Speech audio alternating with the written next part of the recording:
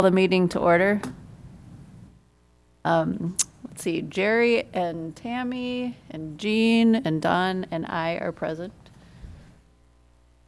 Would stand for the Pledge of Allegiance. I pledge allegiance to the flag of the United States of America and to the republic for which it stands, indivisible, liberty and justice for all.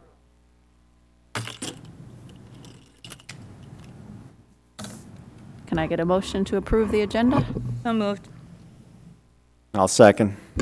All in favor? Aye. Motion passes 5-0.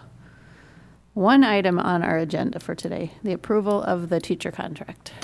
Okay, I'm going to talk about process and background, and then Sandy's going to give you a little bit more of the details of the settlement. As far as the process, it started at the end of May. We probably, I think, had a total of 6 meetings, and I thought there was very good collaboration between both groups in problem solving. We wanted to stay within our school board parameters here, and the settlement prior to school was seen very favorable to the teachers. Some background on this settlement, I think it needs to be known. We've been historically paid low. Our teachers have compared to our 9 other comparable school districts. And we said before, it's important to be competitive, but even before the last time we settled, we were in the bottom 2 or 3 as far as salaries, and we figured it would take about 3 settlements to be able to move up and be competitive and get at least to the middle. So we feel this settlement has improved our competitive position. We're targeting money on the salary schedule to the cells that are the lowest and giving less of an increase to teachers who are at or above the average of our 9 comparable school districts. So it's very important to note that. Again, because we want to continue like what we did on that 2 years ago and hope to improve our competitive position this time and then also in the future. So our goal is to get to average in the next contract cycle after this. The final settlement was approximately $2.1 million. It will increase the budget over 2 years. And that includes everything with salary and steps. And that's what Sandy's going to go over is the schedule improvement and the benefits and talk about a few other things that were part of the settlement. Thank you, Tim. Yeah, the salary schedule improvement in year 1 was 1.87%, and year 2 is 4.1%.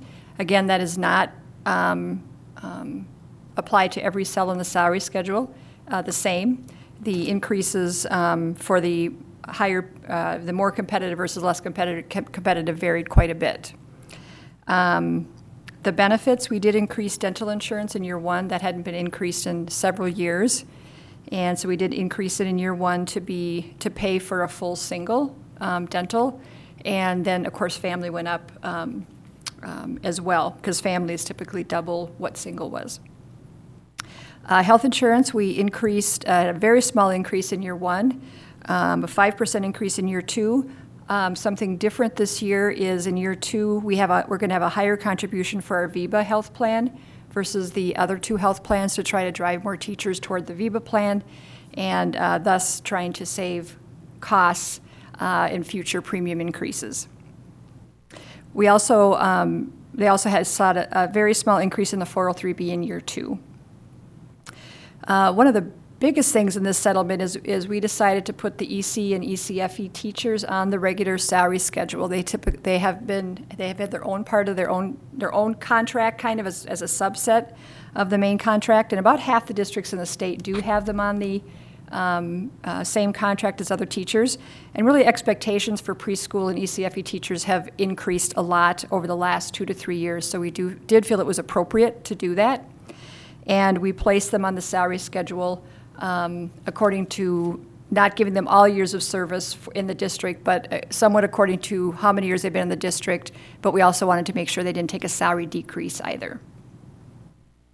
And it's important to note that school readiness aid was increased in fiscal year 15-16 and 16-17, and that certainly will cover the costs of these additional teacher costs.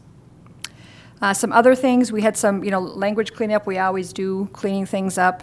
Had a small increase in pay for some other assignments like curriculum writing in summer school in year 2.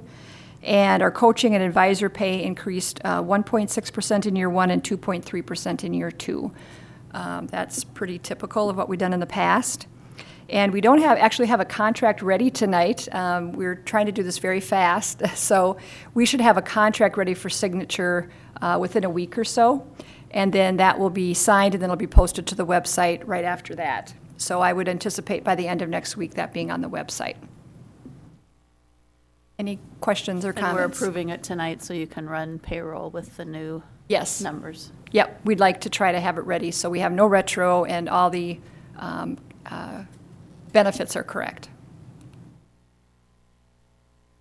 I don't have any questions, but I'd like to thank Tim and Sandy for all your hard work in these meetings and taking care of the negotiations and really going after what the board thinks is important to get them competitive and to equal out our salary schedule. It's nice to be able to see you guys working with the teachers, and the union reps understood where we were coming from, and that was really helpful. I think it made it go very smoothly.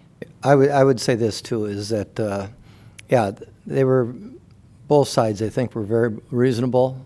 We knew, we've been talking, and Sandy, of course, does a lot of preparation, and we know where we rank and where our strengths and weaknesses are with that, and there wasn't, any type of gaming to be played. It was, I think, very open, honest, and very respectful dialogue throughout these meetings. I think it's also important to note that we are going into our own budget somewhat to pay for these salary increases. It's not covered by the 2% increases we're getting from the state. And we think it's very important to have our teachers at equitable pay, but it's not all being covered by our state aid. Right, and I think the most important point is that we're not applying the increase in the salary schedule equally to all the cells. We are targeting it to the cells that are lower paid compared to our comparable districts.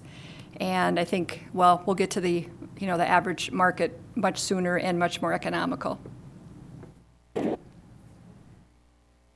I don't have any. I got a question. You mentioned our health insurance, you increased health insurance for the teachers. Are our costs going up, or have they been holding pretty good? Well, for the teachers, we don't pay a full single or a full family. So when the premiums go up, the district's cost does not go up. The teachers' costs go up. Some other employee groups, we do pay for full singles. So when our costs when the premiums increase, we absorb that entire cost. Okay. But for teachers, it's a little bit different. So they have a single and a family cap, and it doesn't cover the full premium. So, yeah, our costs only increase when we increase the cap. Okay, thanks. Any other questions? I have a motion to approve the teacher contract for 2015, 2017. So moved. I'll second. Anything further? No? All in favor? Aye. Opposed? Motion passes 5-0. Guess now we can adjourn. Motion to adjourn? Second. All in favor? Aye. Motion passes 5-0.